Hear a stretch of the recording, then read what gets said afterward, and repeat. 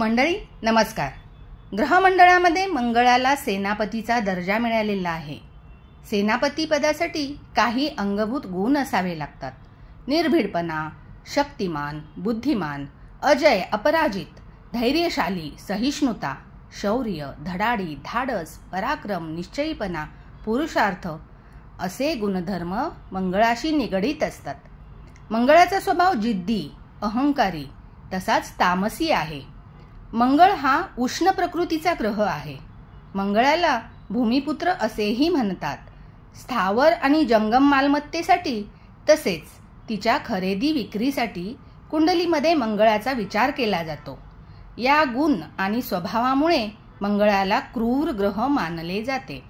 कुंडलीमध्ये मंगळ ठराविक स्थानांमध्ये असता मंगळ दोष तयार होतो आणि व्यक्ती मांगलिक आहे हे समजते। पत्रिकेमध्ये मंगळ जेव्हा प्रथम, चतुर्थ, सप्तम, अष्टम आणि द्वादश भावामध्ये असतो तेव्हा व्यक्ती मांगलिक आहे हे समजते। या ठिकाणावर मंगळ असल्यामुळे मंगळ दोष उत्पन्न होतो। मंगळ दोषामुळे व्यक्तीचा स्वभाव तामसी, जिद्दी, अहंकारी होतो। व्यक्तीमध्ये कमालीचा खुनशीपणा असतो। अशा व्यक्ती संशयी वृत्तीच्या असतात, निश्चयी, आग्रही असतात। या व्यक्ती मुद्दाम काहीतरी खुसपट काढून भांडणे काढतात। भांडकुदळपणा अंगी असतो या व्यक्तींच्या। काही वेळा अविचाराने टोकाचे निर्णय घेतले जातात। निर्भीडपणे हे लोक वागत असतात। मग हे निर्णय प्रेमाच्या संदर्भात असो किंवा काडीमोड घटस्फोटासंदर्भात असो, यांचे निर्णय हे अतिटोकाचे असतात। त्यामुळे म्हणून या पत्रिका जुळवताना मंगळ अवश्य बघावा। कामजीवन आणि शय्यासुखाचा निर्णय पत्रिकेमध्ये मंगळावरून केला जातो। अशा मंगळाच्या व्यक्ती बळजबरीने सुख मिळवायला मागेपुढे बघत नाहीत। म्हणून पत्रिकेत मंगळ पाहणे अत्यावश्यक ठरते।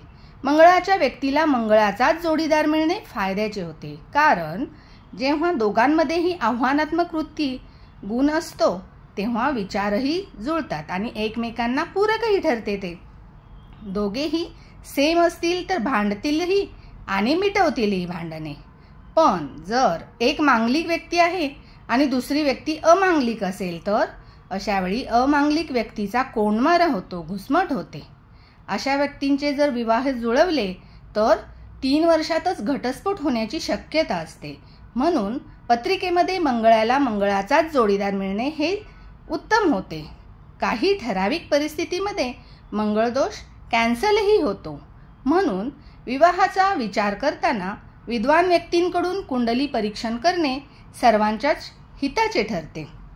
अशा प्रकारे ज्योतिष संदर्भात माहिती मिळवण्यासाठी या चॅनलला सबस्क्राईब करा आणि व्हिडिओ आवडल्यास लाईक करा, तसेच कमेंटही करा। धन्यवाद।